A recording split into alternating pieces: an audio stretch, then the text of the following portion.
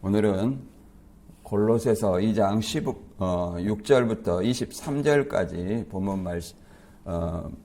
본문을 통해서 그림자를 버리고 실제이신 그리스도를 붙들라는 주제를 가지고 같이 은혜 나누는 시간 갖도록 하겠습니다.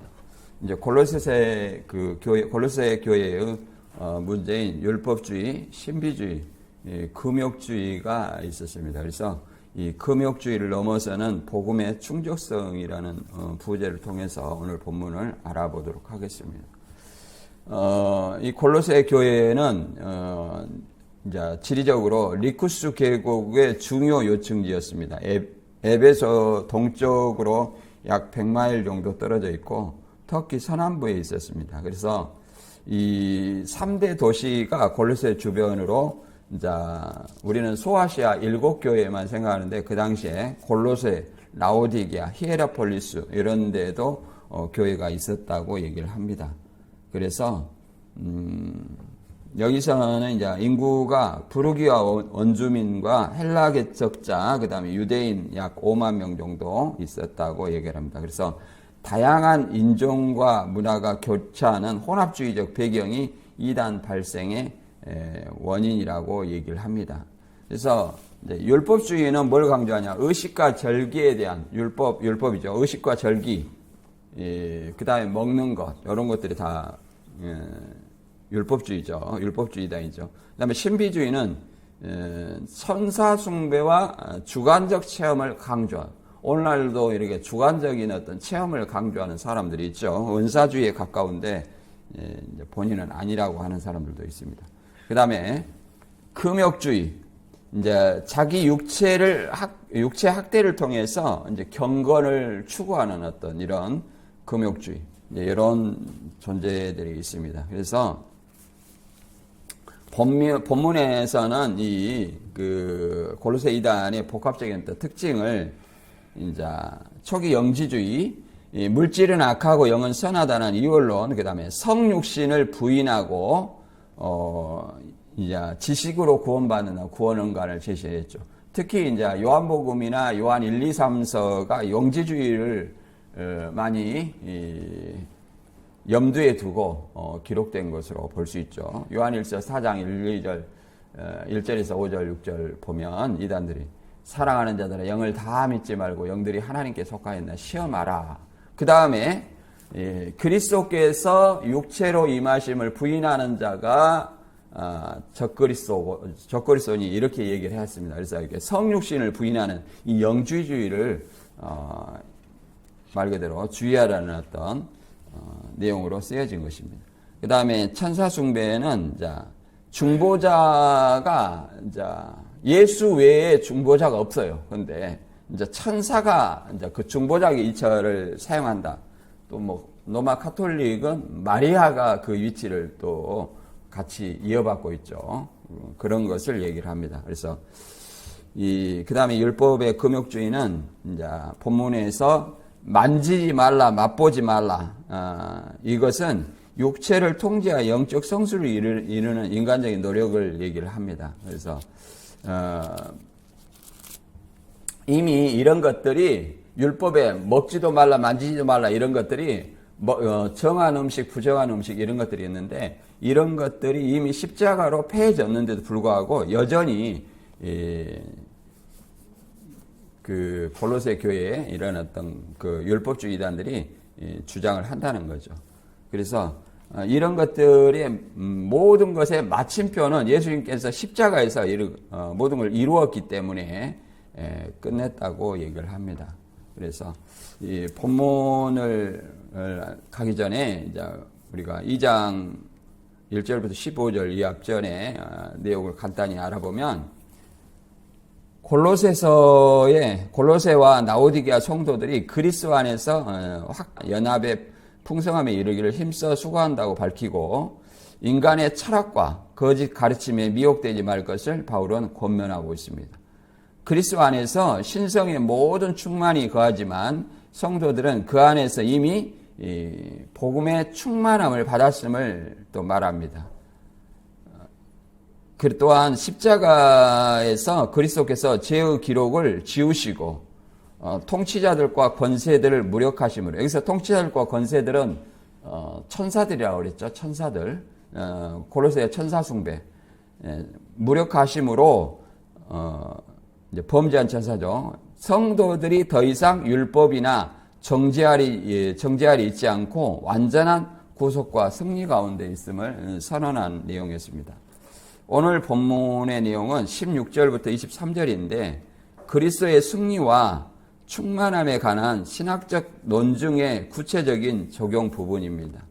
바울은 그리스도의 십자가를 통해 모든 정죄와 조문을 무력화시키시고 승리하셨음을 선포한 후 그러므로 이렇게 말 그대로 결론을 나타내는 접속사를 통해서 신자들이 더 이상 유대교적 율법주의 정죄 아래 있을 필요가 없음을 얘기합니다. 당시 골로새 교회에서 이방인 그리스도인들에게 유대교적 음식 규례와 절기 준수를 강요하며 이를 지키지 않을 경우 영적으로 열등하거나 구원에 문제가 있는 것처럼 판단하는 거짓 교사들이 존재했다고 얘기합니다. 바울은 이러한 외적 의례들이 그리스도라는 실체를 가리키는 일시적인 모형이었음을 강조합니다. 구약의 이제 율법을 얘기하는 거죠. 오늘날에도 율법주의 이단이라는 것은 안식일 지키고 절기 지키고 또 음식을 이것을 먹어야 되니 말아야 되니 이렇게 얘기하는 어떤 교단들이 있죠. 안식일 교단, 안상호 하나님, 신천지도 절기 얘기하니까 거기도 포함되고 또 여호와 증인, 음식을 먹어라 말아라 이런 어떤 것들이 다 율법주의 현대적인 이단이라고 말할 수 있습니다. 오늘 본문 통해서 한번 알아보도록 하겠습니다. 본문 읽어보겠습니다. 골로새 2장 16절이야. 그러므로 먹고 마시는 것과 절기나 초하루나 안식일을 이유로 누구든지 너희를 비판하지 못하게 하라. 이것들은 장래일의 그림자이나 몸은 그리스도의 것이니라. 아무도 꾸며낸 겸손과 천사 숭배를 이유로 너희를 정죄하지 못하게 하라. 그가 그 본 것을 의지하며 그 육신의 생각을 따라 헛되이 과장하고 머리를 붙들지 아니하는지라. 온 몸이 머리로 말미암아 마디와 힘줄로 공급함을 받고 연합하여 하나님의 자리에 하심으로 자라나느니라.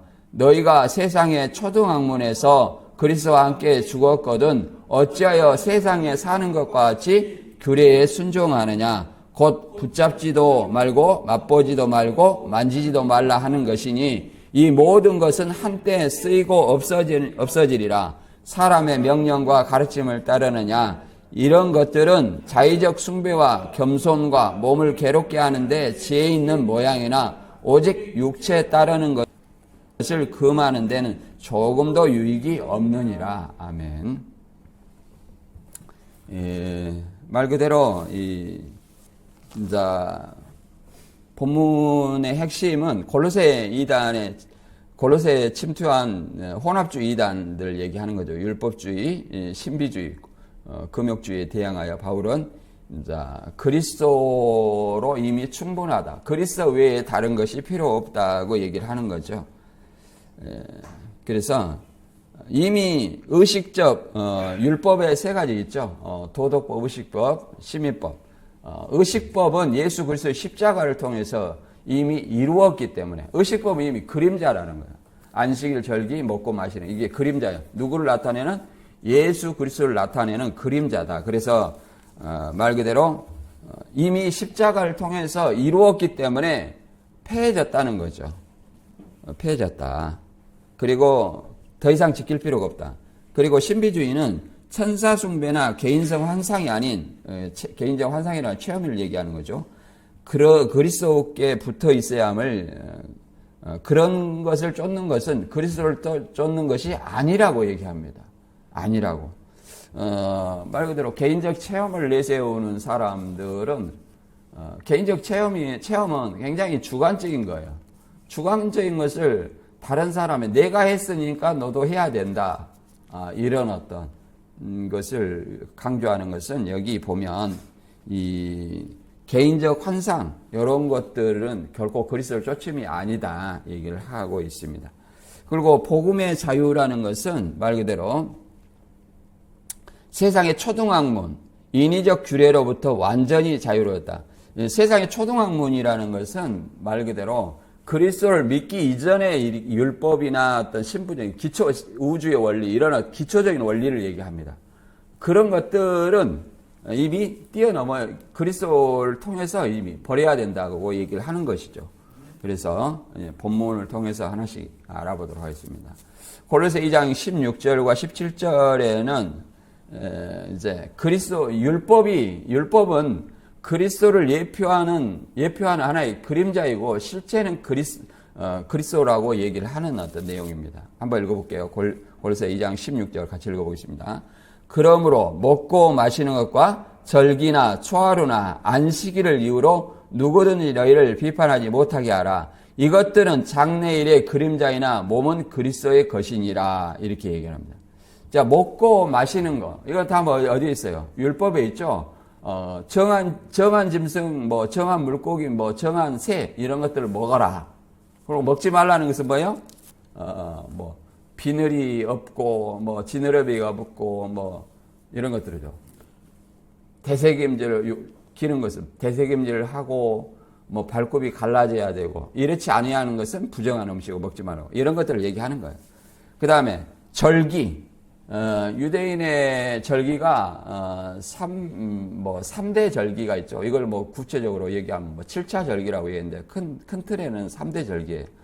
3대 절기가 있죠. 3대 절기가 어떤 것들이 있습니까? 6월절이라고 하는 무교절, 그 다음에 맥추절, 칠치절, 오순절. 오순절은 우리는 성령 강림주일로 우리도 지키고 있죠. 수장절, 초막절, 장막절. 다 같은 말이죠. 이렇게 3대 절기예요. 6월절, 무교절이 같은 절기고, 그 다음에 50일다 지키는 맥추절, 칠치절, 오순절이 같은 절기고, 그 다음에 수장절, 초막절, 장막절이 또 같은 절기예요. 근데 이제 신천지는 이것을 유대력인데 1월 14일 예를 들어서 1월 14일이면 유대력 1월 14일이면 태양력으로 한 사람은 3월달이나 태양력 3월달이나 4월달에 이렇게 6월절이 다가옵니다.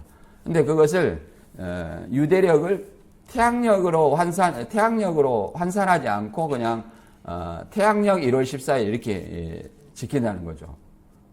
굉장히 어떤 무지한 것이죠. 그 다음에 더 나아가서 오순절을 빼먹었어요. 맥주절, 칠시절을 빼먹고 수장절이 초막절이 7월 15일, 수장절이 9월 24일, 9월 24일에는 학계서에 잠깐 나오는데 여호와의 전의 지대를 쌓던 날 9월 24일 이렇게 나오는데 이것은 포로 귀환해서 이제 수르바벨을 통해서 이제 포로 귀환을 하잖아요. 그러면 그들이 귀환하는 이유는 뭐예요? 성전을 재건하는 거예요. 성전을 재건하는 거예요. 그러니까 성전 재건하는 어떤 그 지대를 쌓던 날을 9월 24일이라고 얘기하는 것이지 무슨 수장절이 9월 24일이라는 그런 근거도 없습니다. 이것은 이만희 씨가 성경 실력이 그만큼이라는 것이고 계시하지 않았다는 명백한 증거라고 볼 수 있죠. 그 다음에 초하루, 매달 초하루를 얘기하는 거죠. 그 다음에 안식일, 이런 걸로 인해서 비판하지 못하게. 이런 것들은 장래일의 그림자, 하나의 그림자라는 거, 율법의 그림자. 근데 장래일은 누구예요? 그리스도가 그러잖아요. 그리스도의 몸은 그래. 몸이라는 건 실체를 얘기해요. 실체. 몸은 실제로 소마라고 하는데 참된 본질. 그리스도를 실체는 그리스도의 것이니라.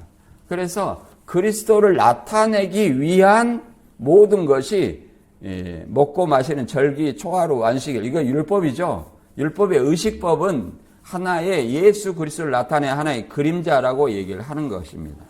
그래서 골로새 교회가 율법주의 이단들이 음식 규례, 절기, 안식일 이런 걸로 신앙의 잣대를 삼았습니다. 오늘날도 그런 교회가 있다고 얘기를 했죠. 그러나 이런 것들로 해서 정죄받고 안 받고 이렇게 얘기를 했고, 그 다음에 그러나 핵심은 뭐냐? 율법의 규례가 구원의 조건이 아닌 실체이신 그리스도를 믿는 자가 말 그대로 구원받는 자다는 것을 분명히 얘기를 하고 있습니다. 그래서 우리가 이제 절기를 한번 살펴보면, 이제 레위기 23장 4절에 보면 이렇게 했어요. 너희는 매년 정한 때에 공표하여 거룩한 모임을 갖고 지켜야 할 나 여호와의 명절은 이렇다. 1월 14일 저녁은 나 여호와의 유월절로 지키라. 그리고 그 다음 날인 15일부터 무교절이 시작되므로 너희는 7일 동안 누룩을 넣지 않는 빵을 먹어야 된다. 이게 뭐예요? 유월절과 무교절이죠. 7일 지키는. 그런데 여기서 1월 14일, 이게 유대력이에요. 유대력이기 때문에 오늘날 태양력으로 환산하면 3월달이나 4월달로 지켜야 돼요. 또 이걸 태양력으로 이미 이거는 그림자고 예수님 십자가로 패했는데도 불구하고 다시 태양력으로 환산해서 지키는 데가 또 안상홍 하나님이에요. 안상홍. 그거는 절기를 굉장히 중요시합니다. 뭐 신천지도 초창기에 14만 차면 우리는 이제 7일 동안 우리 한국 사람들이 추석과 설날을 굉장히 큰 명절로 생각하듯이 신천지도 7일 동안 이제 전체 쉬고 지킨다고 이렇게 얘기하더니, 유야무야 됐죠. 유야무야 되고 아무 없던 일로 된 것처럼.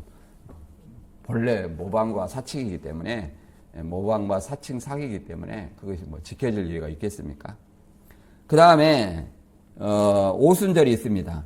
레위기 23장 15절에 너희는 첫 곡식단을 가져온 안식일 다음 날부터 계산하여 7주가 지난 50일째에 너희는 추수할 다른 곡식으로 나 여호와께 소제를 드려야 된다.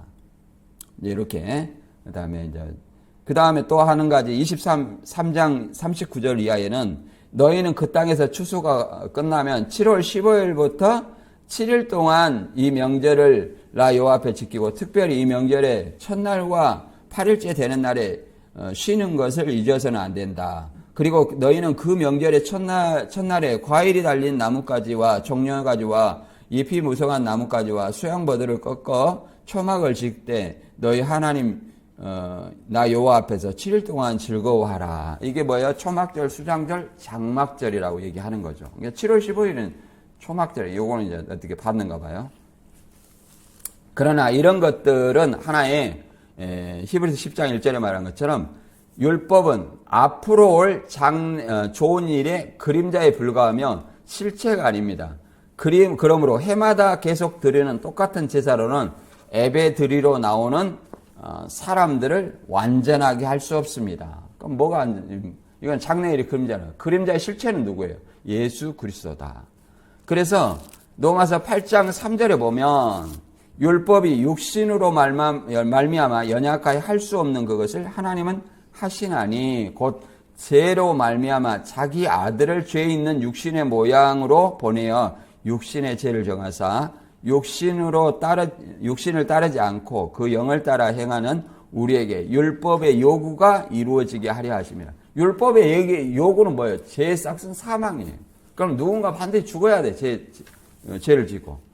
그것이 뭐예요? 짐승으로는 온전함을 얻을 수 없었기 때문에 예수 그리스도께서 흠없는 자기를 죄인을 대신해서 죄의 몸으로서 하나님 앞에 십자가의 제물이 되신 것이다. 그러므로 우리가 율법의 요구가 이루어졌기 때문에 마태오 5장 17절의 말씀처럼 율법이나 선지자나 폐하러 온 줄로 생각지 말라.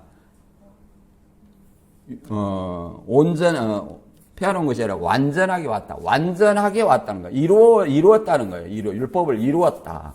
우리 인간은 율법을 이룰 수 없습니다. 지킬 수도 없습니다. 그러나 예수 그리스도께서 온전히 이루었기 때문에 폐해졌다고 얘기하는 거예요. 그리고 그 대표적인 예가 안식일인데, 안식일을 지키는 그 유대인들조차도 예수님이 그 논리로 얘기를 합니다. 마태 12장에는 이제 제자들이 밀 이삭을 까서 이렇게 먹었어요. 이게 안식일에 까서 먹는다는 것은 뭐냐면 일을 했다는 거예요. 추수를 했다는 거죠. 노동을 했다는 거죠. 그래서 12장 5절에 안식일에 제사장들이 여기에 대해서 이제 반론을 합니다. 안식일에 안식을 범하여도 죄가 없음을 너희가 율법에서 읽지 못하였느냐. 이게 안식일법보다 더 큰 법이 뭐예요? 성전법이라는 거예요. 성전법. 그래서 성전법은 뭐야? 제사장들은 성전 안에서 안식을 범해도 괜찮다는 거죠. 6절에 내가 너에게 이르니 성전보다 더 큰 이가 있느니라. 그러니까 안식일법보다 성전법이 더 큰데 성전보다 더 큰 사람이 누구예요? 예수 그리스도라는 거예요. 그러니까 안식일은 나에게 아무렇지도 않다는 얘기죠. 그래서 17절에 나는 자비를 원하고 제사를 원치 아니하노라 하신 뜻을 너희가 알았더라면 무죄한 자를 정죄하지 아니하였으리라. 인자는 안식일의 주인이니라. 이렇게 얘기하고 있습니다. 참 안식일의 주인인 예수님이라는 거죠. 성전보다. 그러니까 자, 안식일은 율법이에요. 그 안식일보다 더 큰 법이 뭐냐면 성전법이에요. 그 성전법보다 더 큰 사람이 누구예요? 예수 그리스도라고 얘기합니다. 왜? 안식일의 주인님. 예수 그리스도께서 안식일을 만들었다는 거예요. 창세기에. 그래서 안식일의 주인이라.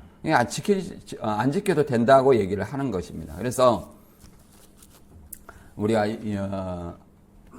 이 절기를 잠깐 한번 살펴보면 여기 이제 이렇게 보면 이스라엘 3대 절기를 잠깐 우리가 살펴봅니다. 유월절, 무교절 이래가지고 출애굽기에 이렇게 나와 있죠. 의미는 애굽의 노예 상태에서 구원하신 하나님의 은혜를 기억하며 누룩 없는 떡을 먹는다. 이게 누룩 없는 떡이라는 것은 부풀리지 않은 누룩 없는 떡을 이렇게 구워가지고 먹죠. 이게 성찬식에도 그렇게 먹어요, 본래는.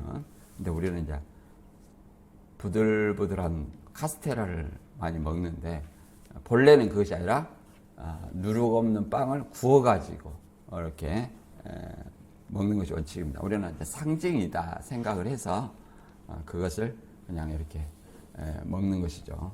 여기서 1월달이 니산월, 유대력은 본래 니산월입니다. 그러나 태양력으로 보면 3월, 4월이에요. 이게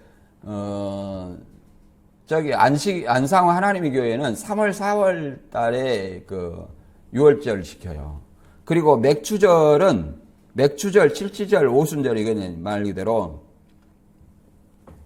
보리와 밀의 첫 열매를 드리는 감사다. 이렇게 얘기하죠. 그래서 오순절이라는 것은 유월절 후에 50일 후, 칠칠절은 49일째 되는 해, 요걸 얘기하는 거죠. 그래서 수확의 기쁨.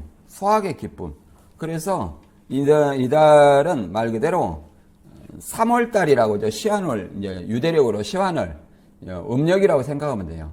그러나 태양력은 5월달이나 6월달로 이렇게 지켜야 된다는 거죠. 근데 신천지는 이걸 빼먹었죠. 그리고 오순절은 우리가 왜 지키냐면 유대인들이 이 3대 절기를 지키려고 디아스포라 유대인들이 그 절기에 딱 옵니다. 6월절에 와서 이제 좀 50일만 있으면 뭐예요? 2개의 절기를 지킬 수가 있어요. 그래서 50일 있다가 이제 고향으로 돌아가는 거예요. 그러니까 왜 오순절날 성령이 임했는가를 잘 생각해 보면 됩니다. 자, 오순절날 성령이 임하면 그냥 자기 고국으로 돌아가잖아. 그러니까 오순절날 성령 임해서 각국의 나라, 15개의 나라 방언으로 나라 외국어로 복음을 전하는 겁니다. 제자들이. 그 복음을 전함을 듣고 자기 나라에 가서 뭘 전파해요? 복음을 전파하는 어떤 최적의 절기가 이 오순절이라는 거예요. 그래서 오순절날 성령이 임하게 되는 겁니다. 그 다음에 수장절, 초막절, 장막절은 말 그대로 모든 곡식을 저장한 후에 드리는 감사 및 광야 생활 중 인도하신 은혜를 초막에서 기념한다. 이렇게 얘기를 합니다. 그래서 이거는 7월달인데 7월 15일이죠. 티슈리월이라고 하고 태양력은 9월달이나 10월달 얘기합니다. 그래서 이스라엘은 모든 남자가 성소로 나가서 절기를 지킵니다. 그래서 예루살렘에서 지키는 거예요. 예루살렘 성전 안에 들어가는 것이 아니라 왜 그러냐면 신명기에 그런 말이 있어요. 너희는 절기를 지키되 하나님의 이름을 두신 곳에서 지켜라 얘기하는 거예요. 주신 곳에서. 그래서 이렇게 예루살렘으로 와서 절기를 지키는 거예요. 그 다음에 이제 주여 절기, 그 다음 절기는 안식일, 그 다음에 나팔절. 나팔절과 이제 대속죄일이 있는데, 나팔절이라는 것은 7월 1일이에요. 유대력으로 7월 1일인데 나팔을 불어서 대속죄일을 말 그대로 대속죄일을 소집하여 이제 대속죄일을 준비하는 어떤 나팔입니다. 대속죄일에 속죄염소, 아사셀 염소 이걸 광야에 풀어놓는다고 얘기를 하는데 본래 그 대속죄일은 대제사장이 7월 10일이죠. 대속죄일이 7월 10일에 대제사장이 지성소에 들어가 민족의 죄와 자기 죄를 속죄하는 의식을 합니다. 염소와 송아지를 지내죠. 염소와 송아지로. 그래서 이제 아사셀 염소를 성경에서는 무인 지경에 이르거든 그 모든 이스라엘 백성의 죄를 염소의 머리에 두고 그를 무인 지경에 이끌어 놔라 이렇게 돼 있는데 본래는 이제 그렇게 이스라엘은 지키지 않습니다. 왜냐하면 그 무인 지경에 놓으면 그 염소가 기소 본능이 발달해가지고 다시 돌아오면 어떻게 해요? 죄가 돌아오잖아요. 그러니까 그렇게 하지 않고 진짜 절벽에서 떨어뜨려서 죽으면 나팔을 불어서 우리 죄가 사해졌다고 선포를 하는 겁니다. 이렇게 실제로는 그렇게 지키죠. 그 다음에 2장 18절 이하 19절을 보면 이제 신비주의에 대해서 얘기를 하고 있습니다. 신비주의. 자, 골로새 2장 18절 19절 한번 읽어보겠습니다. 시작. 아무도 꾸며낸 검송과 천사숭배를 이유로 너희를 정죄하지 못하게 하라.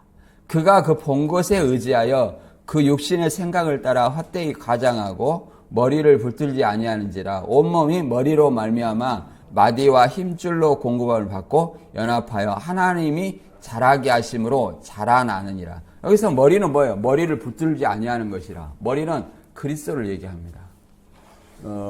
이제 카톨릭이나 로마 카톨릭은 머리가 그리스도가 아니라 교황이죠. 교황.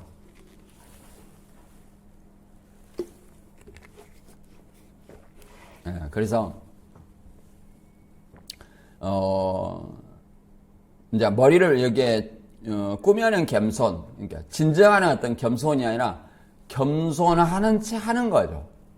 그리고 천사숭배, 하나님과 우리 사이에 누가 그리스도가 중간자로 있는 것이 아니라 머리를 붙든 것이 아니라 천사를 통해서 이렇게 한다는 거예요. 천사를 숭배해야 된다는 걸 얘기하는 겁니다. 중재자로. 그래서 그것에 그 본 것에 의지하여 육신을 생각을 따라 헛되이 가장하고 그렇잖아요.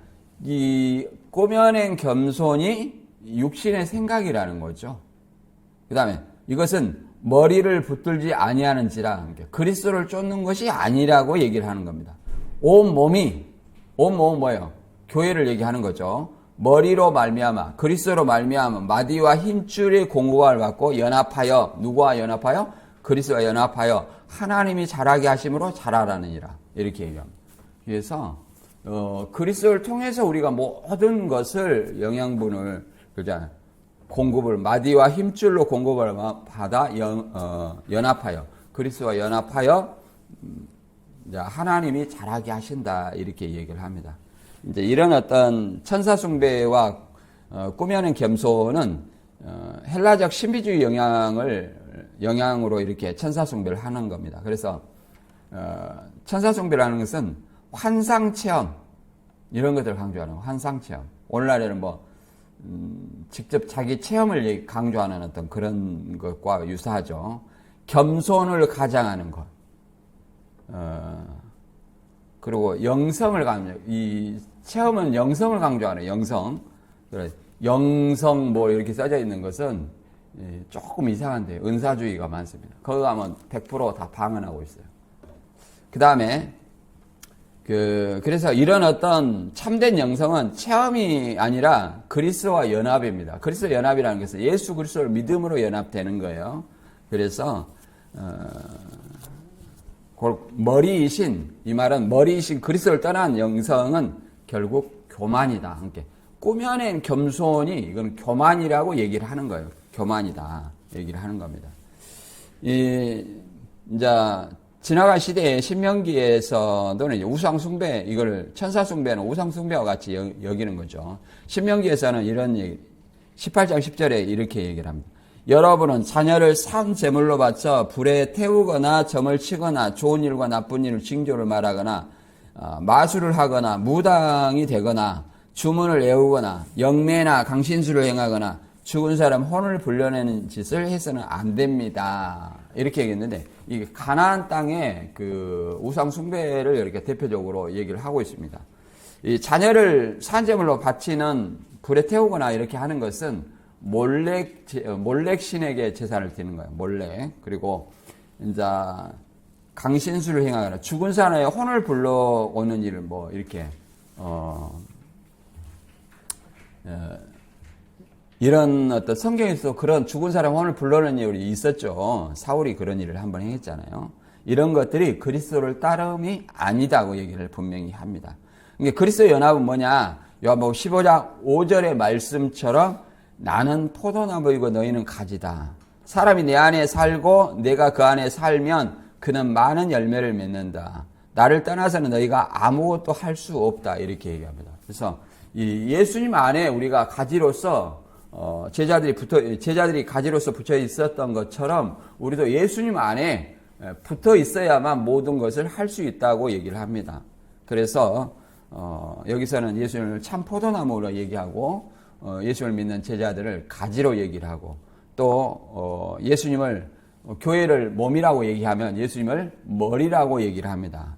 에베소 4장 15절에는 이렇게 얘기합니다. 오직 사랑 안에서 참된 것을 하여 범사에 그에게까지 자랄지니 그는 머리니 곧 그리스도라. 그리스도의 수준에 이르기까지 자라나야 된다는 거죠. 머리의 수준에 이르기까지. 그에게서 온 몸이 각 마디를 통하여 도움을 받음으로 연결되고 결합되어 각 지체의 분량대로 역사하여 그 몸을 자라게 하며 각 사랑 안에서 스스로 세우느니라. 이렇게 얘기합니다. 그래서 결합되어 지체의 분량대로 역사하여 그 몸을 자라게 하여 사랑 안에서 스스로 세운다고 얘기를 합니다. 그래서 이 그리스도를 통해서 결합한 자만이 말 그대로 그 몸이 자라나게 한다는 것. 누구까지? 그리스도까지 자라나야 되고 스스로 세워진다고 얘기를 합니다. 세워진다. 그러니까 예수 그리스도 그잖아요. 우리가 머리가 없이 몸만 다닐 수 있어요? 없죠. 마찬가지입니다. 예수 그리스도 교회는 몸이라고 얘기하는 거예요. 우리는 또 몸의 지체라고도 얘기하죠. 그리고 천사 숭배도 마찬가지입니다. 천사 숭배는 히브리서 1장 14절에 천사들은 구원받을 사람들을 섬기라고 보내는 일꾼에 불과하다. 고전 6장 3절에서는 우리가 온전하게 될 때는 천사들도 심판한다. 이렇게 얘기합니다. 우리가 온전하게 될 때. 그리스도 재림해서 우리가 구속받은 하나님의 자녀들 될 때는 천사들도 심판할 수 있다. 얘기를 합니다. 그래서 계시록 19장 10절이나 22장 9절에 보면 그잖아요. 천사가 자기의 존재를 뭐라고 얘기하냐면 나는 너와 및 예수의 증언을 받은 내 형제들과 같이 된 종이니 상가 거리하지 말고 오직 하나님께 경배하라. 그러니까 경배의 대상은 천사는 숭배의 대상이 아니라 오직 우리들과 똑같은 종의 역할이다. 이렇게 얘기를 합니다. 그래서 이 꼬매하는 겸손과 천사 숭배, 이들 거짓 교사들은 이런 걸 통해서 신비 체험을 과시하며 성도들을 구원의 조건으로 삼았다고 얘기를 합니다. 그래서 여기에 자기의 상을 빼앗기지 말라 이렇게 분명하게 우리에게 얘기를 하는 것이죠. 그 다음에 골로새 2장 20절 이하에서는 이제 세상의 규례에 얽매이지 말라는 것을 분명히 얘기를 합니다. 골로새 2단에 대해서 골고루 얘기하는 거죠. 2장 20절 이하 읽어보겠습니다. 너희가 세상의 초종학문에서 그리스도와 함께 죽었거든 어찌하여 세상에 사는 것과 같이 규례에 순종하느냐 곧 붙잡지도 말고 맛보지도 말고 만지도 말라 하는 것이니 이 모든 것은 한때 쓰이고 없어지리라. 사람의 명령과 가르침을 따르느냐 이렇게 얘기를 합니다. 이 금욕주의 규칙이죠. 금욕주의 규칙입니다. 이제 이런 어떤 금욕주의가 성화를 이끌어간다고 얘기합니다. 그러나 이것은 인간 명령이 하나님의 뜻대로 작동되는 것처럼 이렇게 거짓 교사들이 주장하는 거죠. 그래서 이런 것들은 말 그대로 그리스도와 함께 이미 못 박았다는 거예요. 세상의 초등학문이라는 것은 말이에요. 초등의 원리, 기본 요소 이런 어떤 것들이 이미 그리스도와 함께 십자가에 못 박았다는 거죠. 그리스도 이전의 모든 원리를 얘기하는 거예요. 원리. 그래서 못 박았다. 그래서 그리스도와 함께 죽었는 다시 강요하는 것은 복음 외적인 것을 얘기하는 것이다. 말 그대로 복음이 외적인 것으로 우리 마음을 변화시킬 수 없다고 분명히 얘기를 합니다. 그래서 여기서 규례라는 것도 말 그대로 규정, 율법적인 규정 이런 것들을 얘기를 할 수 있는 것이죠. 그래서 갈라디아 4장 3절에는 이와 같이 우리도 어렸을 때는 유치한 유대교의 율법에 매여 종살이하고 있었습니다. 어렸을 때는 예수 그리스도를 믿기 전에는 이렇게 유대교 율법에 얽매여 있었다고 얘기합니다. 갈라디아 4장 9절에도 이제는 여러분이 하나님을 알고 하나님도 여러분을 아십니다. 그런데 왜 여러분은 약하고 무가치하며 유치한 율법으로 되돌아가 다시 종이 되려 하십니까? 이 갈라디아 교회에는 율법주의 이단이 판을 쳤어요. 율법주의 이단이 많이 펼쳤어요. 그래서 다시 갈라디아 교회를 유대 율법주의 이단으로 이렇게 물들이고 있는 거예요. 그런 어떤 자들에게 다시 바울이 편지를 해서 경고를 하고 있는 내용이죠. 그래서 예수님은 이미 율법이 십자가로 이미 이루었기 때문에 패했다고 얘기를 합니다. 그래서 율법적 규례나 금욕주의 이런 것들은 다 패해졌다. 로마서 6장 3절에는 이렇게 얘기합니다. 여러분은 그리스도 예수님과 연합하는 침례를 받은 우리가 그분과 함께 죽었다는 사실을 모르십니까? 그러니까 예수님과 함께 연합하는 어떤 세례를 받았다면 이미 예수님이 율법과 이 초등학문을 십자가에 못 박았듯이 우리도 더 이상 예수님과 함께 십자가에 못 박은 그것을 더 이상 따라서는 아니 된다고 분명하게 얘기를 하는 것입니다. 6장 4절에 우리는 그분이 죽으심과 연합하는 침례를 받음으로써 그분과 함께 묻힌 것입니다. 이것은 그리스도께서 죽은 사람 가운데서 아버지 영광으로 살아나신 것처럼 우리도 새로운 생명 가운데 살도록 하기 위한 것입니다. 그래서 이렇게 얘기하는 거예요. 우리가 그리스도를 믿는 것은, 믿어서 그리스도와 연합하는 것은 십자가에 같이 옛것을 죽인 것이고 그와 함께 살린 것은 이제 예수님의 새 생명으로 거듭났다는 것. 새 생명으로 거듭났다는 것은 이전 것을 말 그대로 돌아보지 아니하는 것이다. 여기서 이제 초등학문이라는 것은 말 그대로 우주의 기본 원리나 정령, 복음의 고차원적 진리와 대조되는 유치한 규례를 얘기합니다. 그리고 법령에 매이다라고 얘기했는데 법령에 매이다, 규례에 매이다 이렇게 했는데 자유를 얻은 자들이 왜 다시 이 종교적 법령 아래서 규례 아래서 자신을 몰아넣느냐 이렇게 탄식하는 거죠. 그 다음에 여기서 붙잡지도 말고 맛보지도 말고 만지지도 말라 이렇게 얘기하는 것은 음식과 같은 물질적 규례인데 사라지는 것이라는 그것은 일시적인 것이라는 거죠. 예수님 오시기 전에 일시적인데 이런 것들을 가지고 말 그대로 계속 붙잡고 있다. 그래서 오늘날에는 말 그대로 이런 어떤 다시 우리는 초등학문의 종이 되는 것이 아니라 덕을 세우기 위해서 절제를 해야 된다고 분명히 얘기를 합니다. 그래서 사도행전에서는 하나님이 깨끗하게 하신 것을 네가 속되지 말라. 그 말은 이미 먹고 마시는 이런 것들은 폐해졌다는 거예요. 더 이상 의미가 없다. 이렇게 얘기를 합니다. 마지막 골로새 2장 23절에 이제 인간적 규례의 무익함을 다시 한번 설명합니다. 마지막 읽어보겠습니다. 이런 것들은 자의적 숭배와 겸손과 몸을 괴롭게 하는 데에는 지혜 있는 모양이나 오직 육체를 따르는 것을 금하는 데는 조금도 유익이 없느니라. 이렇게 얘기하겠습니다. 자의적 숭배와 겸손, 같은 맥락이죠. 몸을 괴롭게 하는 금욕은 지혜 있어 보이나 실제로 무익하다는 것을 얘기하는 거예요.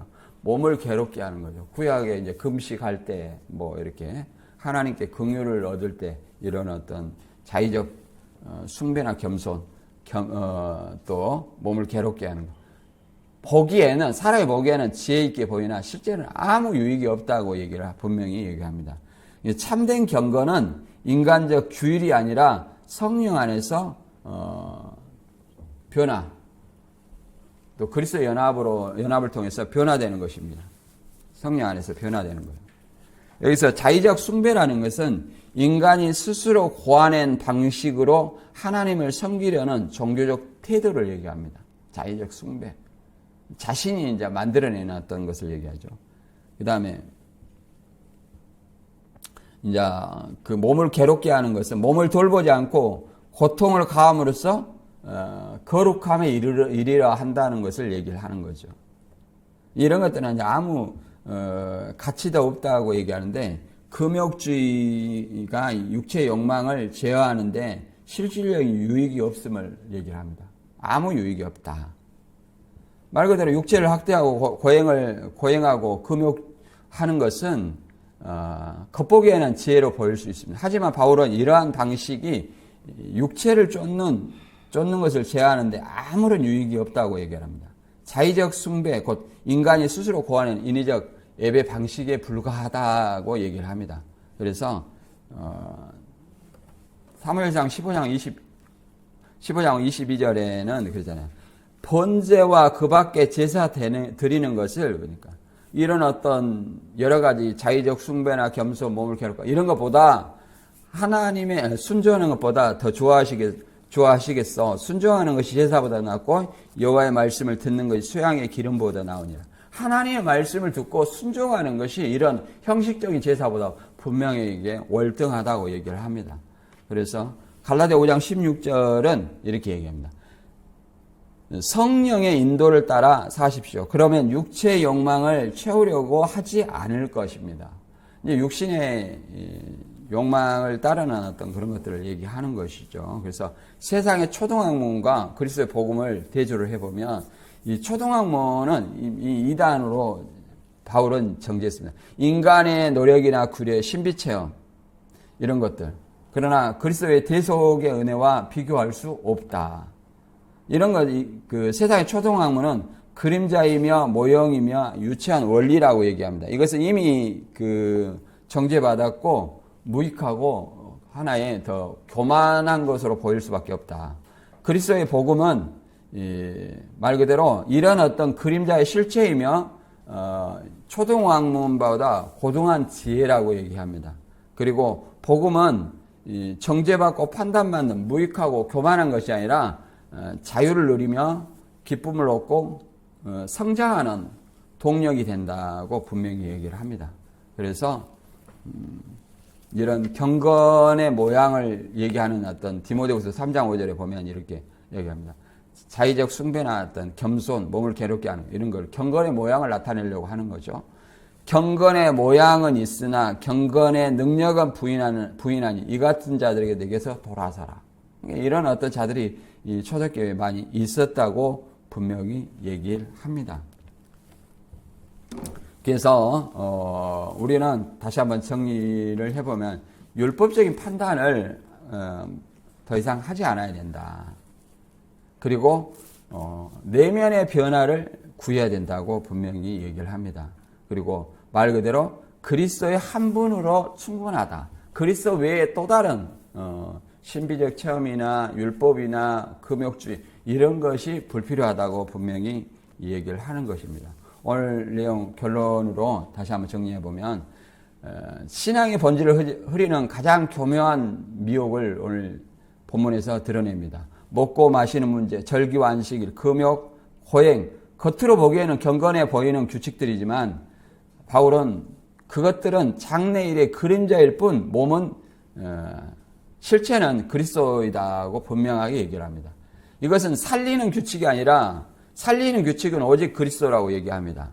금욕이 아니라 오직 십자가이며 우리를 변화시키는 것은 사람의 교훈이 아니라 복음의 능력이라고 얘기를 합니다. 바울은 사람의 계명과 가르침은 지혜 있는 모양은 있으나 육체의 정욕을 이기는 데는 아무런 능력이 없다고 선언합니다. 겉으로는 경건해 보이지만 실제로는 그리스도를 대신하는 모든 것, 바로 그것이 거짓 경건이고 율법주의며 영적 미혹이라고 얘기를 합니다. 우리는 얼마나 쉽게 예수 플러스 예수 외에 더입니까? 오늘날 이단들은 예수 외에 교주들, 또 천사숭배 이런 것들, 또 환상체험, 직접 체험 이런 것들을 강조하는데 이런 것들은 그리스도를 따른 것이 아니라고 얘기를 합니다.